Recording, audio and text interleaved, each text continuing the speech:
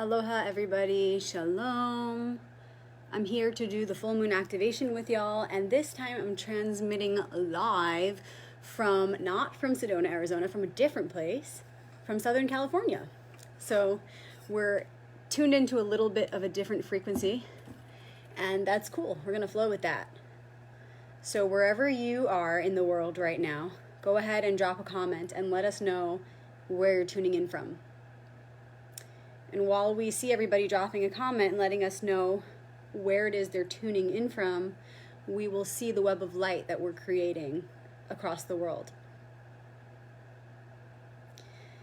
So these activations have been going on for years now, and a community has gathered around these activations. For those of you who are new, these activations don't necessarily have anything to do with the moon other than the fact that we use it as a measurement of time to measure 4 quarters every 1 month cycle so that we can all align in a specific pattern, because we need that pattern, that structure, in order to create this tradition or ritual, which has been amazing so far. So good to see you all tuning in. Hey, aloha. So when it's the full moon, really what it's reflecting, and we can see this in all of nature right now, it's reflecting something going on inside of us. There's a revelation, a fullness of the picture being revealed to us right now. We're starting to see things for what it really is. The whole picture of what's been going on, at least for this last cycle I'm talking about, for this month cycle. Oh, a little scratch, a little a little crack, a little stretch. Get comfortable, do whatever you have to do to be here now, to be present here now. I actually have my Hebrew deck today. You guys haven't seen this in a while, but I hand drew these letters, scanned them, filled them with the starry night sky. The other side looks like this. They're lots of fun. So I'm going to use these instead of my tarot cards tonight. Again, if you're just tuning in, drop a comment, let us know where you're tuning in from. I'm tuning in from Southern California. So good to see you guys all here. I haven't done a nighttime activation in a while, so feeling good. Sun is setting, breeze is blowing. I'm going to keep the message simple tonight. I'm just going to shuffle in your energies. Go ahead and let go of whatever it is you've been carrying all day. Maybe all week, maybe this whole cycle. Just let it go just for now. Be empty, be open, be clear. Expect nothing. See nothing, just be open. Be present, drink water. If you need to hydrate, do what you have to do to be comfortable. You can hit pause, you can come back if you're not comfortable. The portal will not close. Once it's open, it's accessible to anyone. And hey, before we begin, go ahead and share this video while it's live with your favorite groups or your friends, your family, people who you think might benefit from the message we're about to receive, a message of inspiration and truth. Also send it with somebody who you might feel will fortify the strength and potential of this activation and this portal we're about to open right now.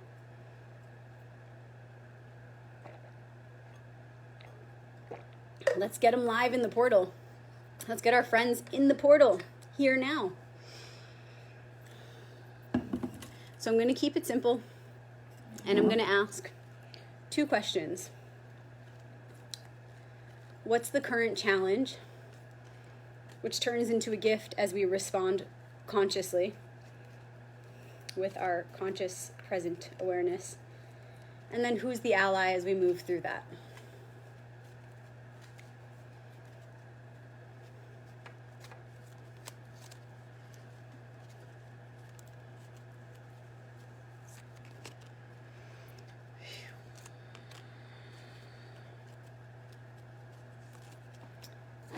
My little treasure chest, the little cards.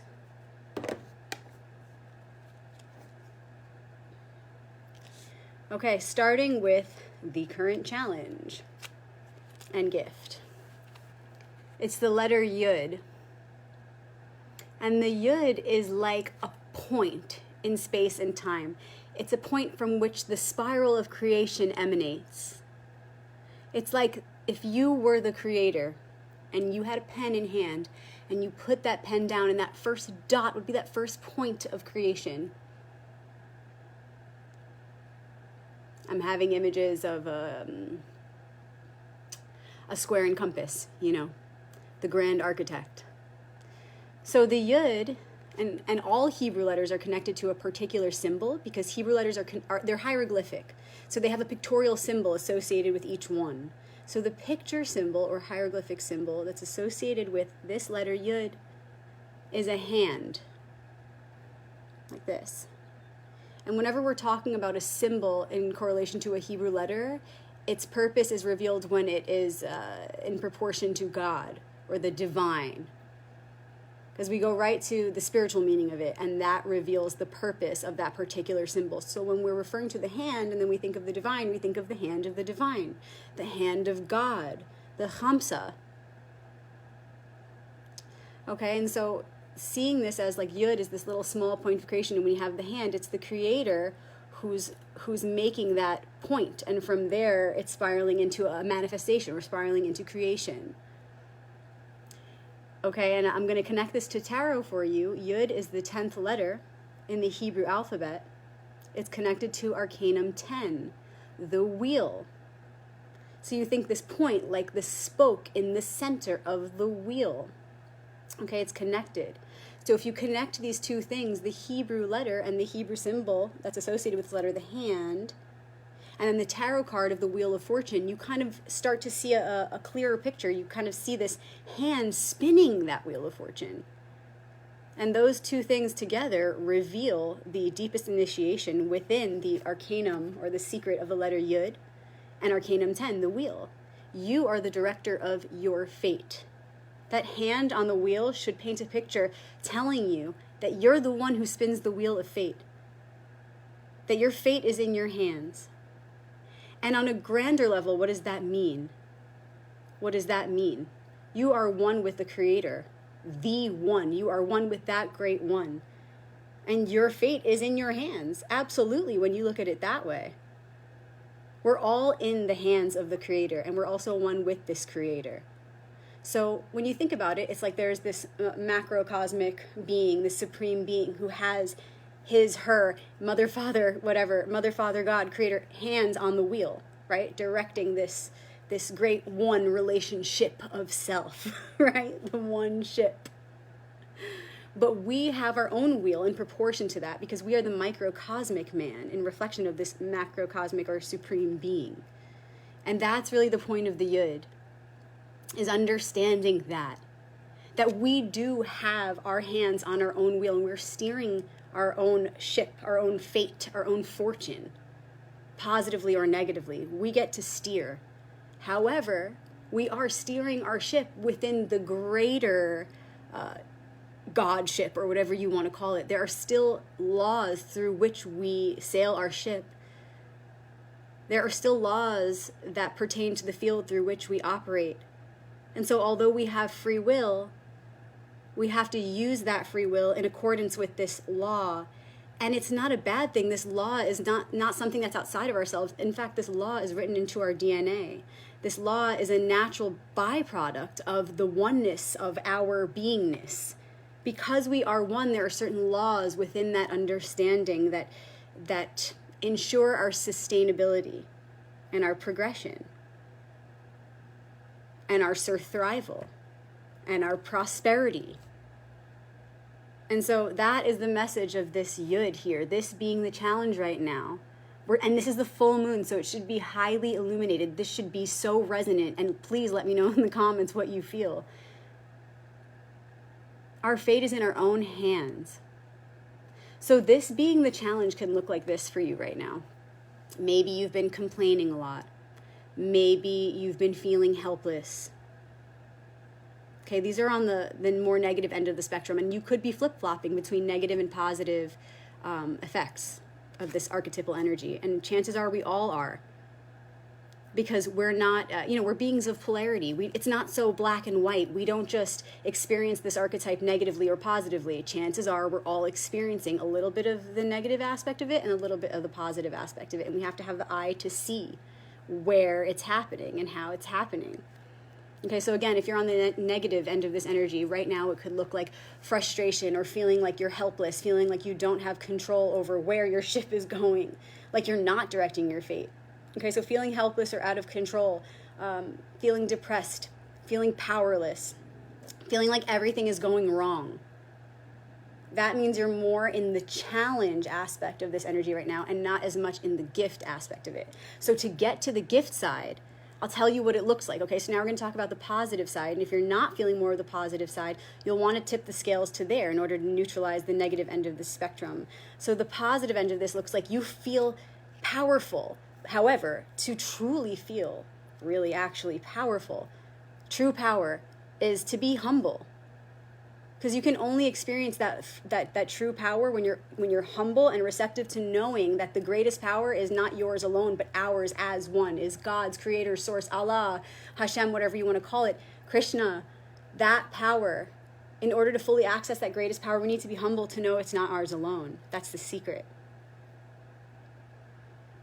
And so in order to access that positive end of the spectrum, in order to access the gift as opposed to the challenge, you want to, instead of having thoughts of nothing's going my way, you want to remember that the power is in God's hands. The power is in the hands of the Creator. Everything is in perfect timing. Everything is in perfect order. There's nothing outside of divine timing. And when you get to that level, of course, you're going to neutralize any of the fear or the negative side of this archetype. Because you can't be both at the same time. If you really trust that everything is happening in divine order and that you are in control of your fate and that you do have the power to direct yourself down a positive road. You got to know that. If you have that knowing, then you can't simultaneously be holding the belief that you have no power. It's one or the other. It's one or the other.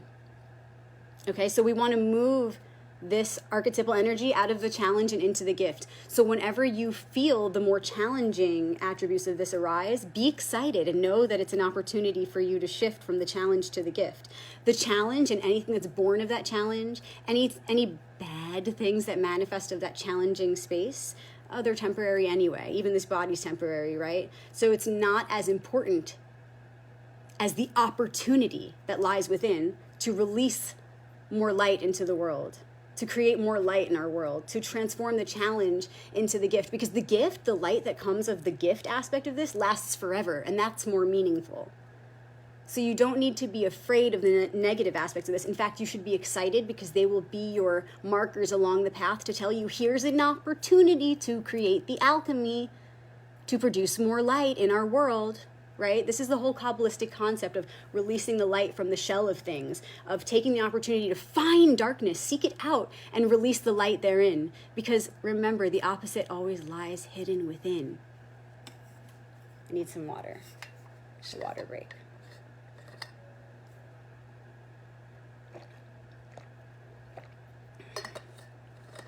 Okay, so remember, challenge looks like I don't have a hold on the wheel of my life. I feel helpless. Transforming that into the gift would look like when those thoughts arise, you tell yourself, okay, calm down. It's okay. Let me recognize that I feel out of control and let me have that self-dialogue, that internal dialogue to remind myself that everything is okay, that everything is in perfect order, and that right now, in the midst of my absolute frustration, lies the potential for me to shift it, release the frustration, and trust that right here, right now is the opportunity for the work. The frustration is the key. That of course I have control to start directing my fate in a more positive direction, but it starts right here, right now with releasing this negative frequency and doing whatever I can to calm my nervous system, to relax myself, to make myself feel at ease, and to do whatever I can to get myself back to an attitude of gratitude, back to a positive frequency, because in any moment we do have the potential to do that. And no one can take that from you. When you go within and you tune in to your center and you know and you trust in the perfection of all things, no one can take that inner peace from you. And that is where it all begins. That center space is where we direct our ship from. That center space, when we occupy that space, we absolutely have our hands on the wheel. So if you can get there, and we all can get there, and no one can take that from you, it's inside of you. When you can get there, you will feel better. You will feel a remembrance that all is okay. and that you do have the potential to shift your reality. But the more you sink into this feeling of I don't have control, then the more you're just going to stay there in that negative frequency. Okay, so who's the ally as we move through this lesson of the Yud, lesson of taking the wheel? Okay, is the Gimel. And I was really feeling this energy, and there were a lot of words I just used describing this one that were keywords of this archetype. They're all overlapping. They're all parts of the same one. Don't forget that.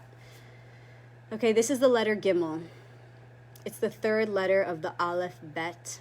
3, so it's connected to the secrets of the number 3, and in tarot what would be called the Empress, also known as the unveiled Isis.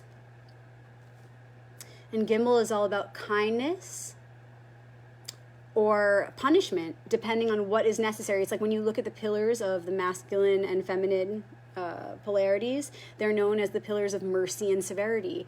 Gimel gives what is needed to maintain the balance. Gimel gives what is needed, whether it be mercy or severity, to maintain the balance. Okay, so what this can look like is in reference to like the archetype and what it represents as an aspect of you.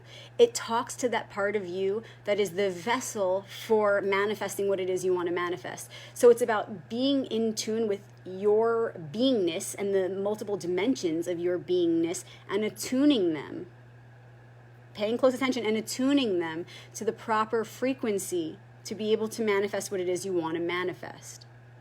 So if this is the ally for the challenge, it looks like this. We're trying to take hold of the wheel right now. We're trying to direct our fate, okay?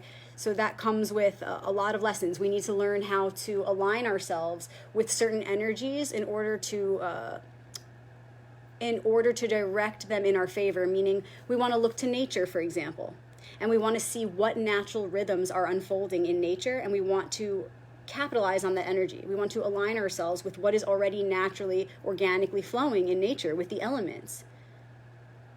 Okay?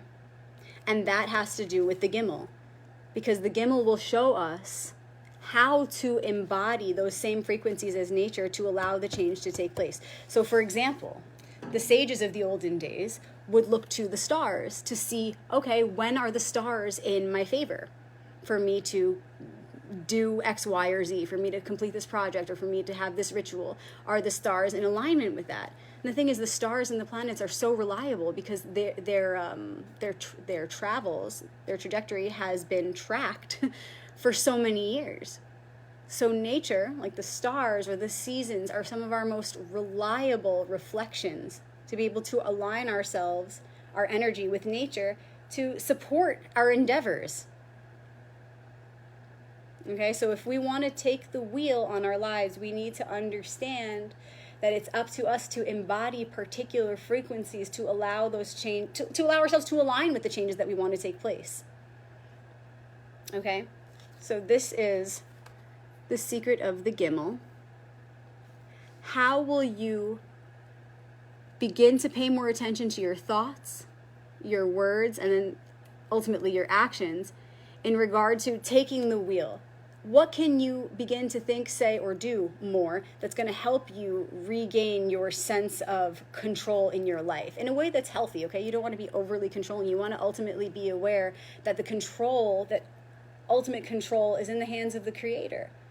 But you do need to have solid footing. You need to be grounded. You need to understand that while you do have to operate within a certain field of law, free will is yours. It's up to you to make moves in life.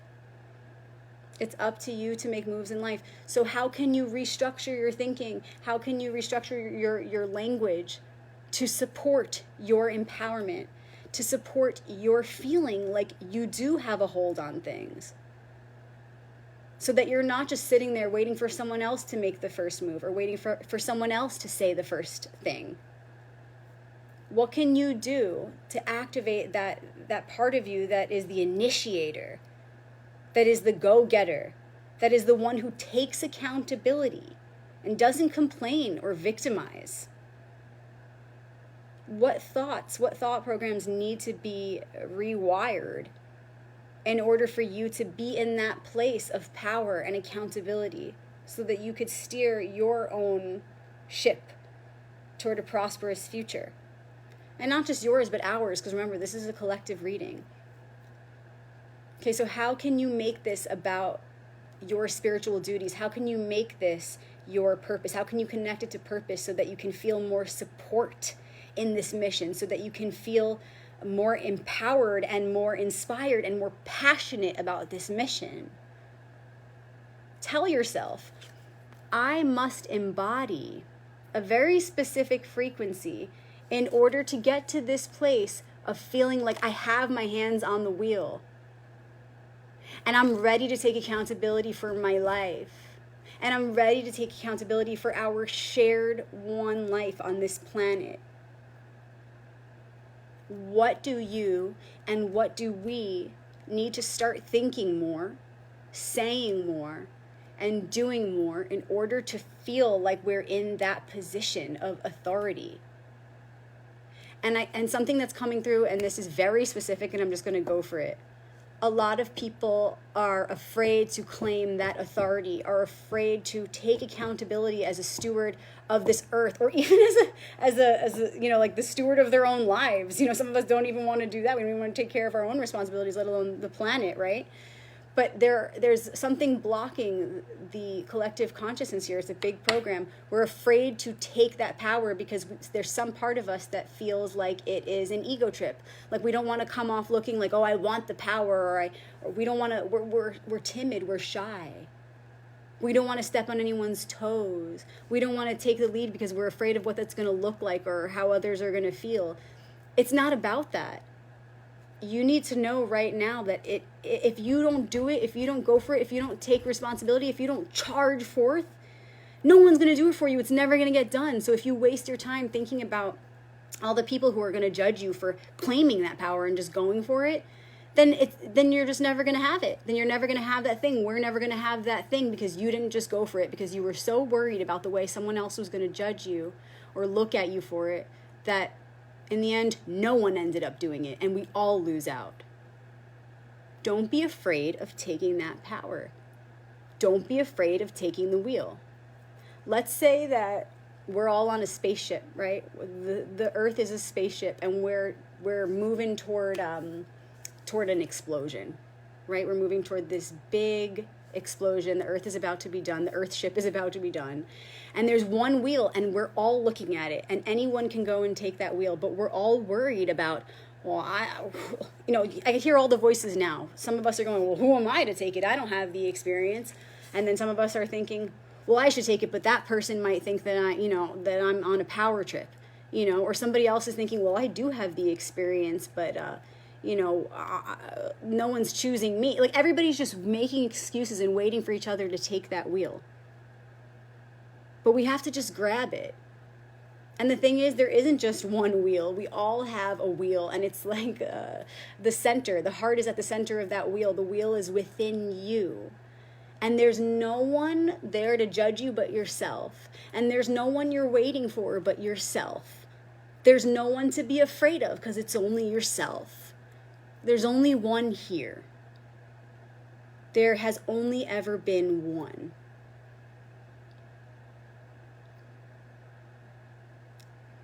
So what do we need to do in order to take hold of that wheel of our lives?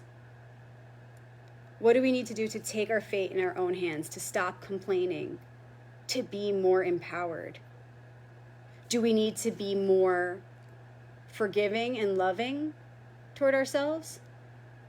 Do we need to be more gentle with ourselves and allow ourselves to relax? I see a lot of people right now overworking themselves and then getting kicked in the butt. The universe is telling them, now you're sick in bed. Okay? Or do you need to be more harsh with yourself? Have you been too lazy, and have you been laying around too much, and you need to be more firm with yourself?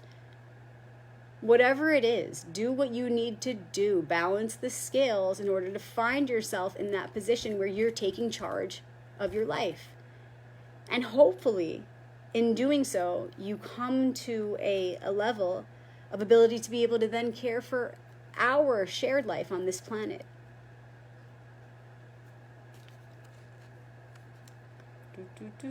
So this is like your hand or the hand of God, taking hold of the wheel, directing our fate. And this looks like a man running. Okay, it's sort of like putting a foot forward, taking action, doing what we must do in order to turn that wheel in a positive direction. We're running toward the action we must take, whether it's an action of mercy or an action of severity. We're running toward that act, that doing, whatever we must do in order to create the shift to be able to spin the wheel in a positive direction. We're running toward that, whatever we have to do. All right, y'all, thank you for opening up this portal with me. Enjoy the beauty of the moon. Enjoy the night sky wherever you are around the world. I appreciate you. If y'all are not already a part of our private groups, we like to chat throughout the week in the Royal Path private group on Facebook, and also Shabbat Crew, Shabbat Crew. We post there at the end of every week talking about Kabbalah, Jewish mysticism, the current Torah Parsha, and the mystical import for that story. And in the Royal Path, we just talk about archetypal awareness and activation. Go ahead and follow me if you don't already on Facebook. I don't keep up with my friends' requests, so go ahead and hit follow. I am on YouTube, and I am on Instagram, Rebecca Magic, so you can go ahead and subscribe, follow me there, reach out to me there. What else? Thank y'all so much for your feedback on my book number 2. I've been so happy to hear what you think. This is my book number 1. I've got book number 2 in my car. Always carry them on me, and I'm so grateful to receive your pictures and see you guys carrying them on you and taking them on your travels. So if you have any pics with my book, go ahead and send them my way. I am available for private readings, you guys, one-on-one readings. Just reach out anytime to book ahead of time. I love you. Thank you for opening up this portal. If there's anyone you think would benefit from this message, go ahead and share it with them. And from the center of my heart, I appreciate you. See you soon. Shalom.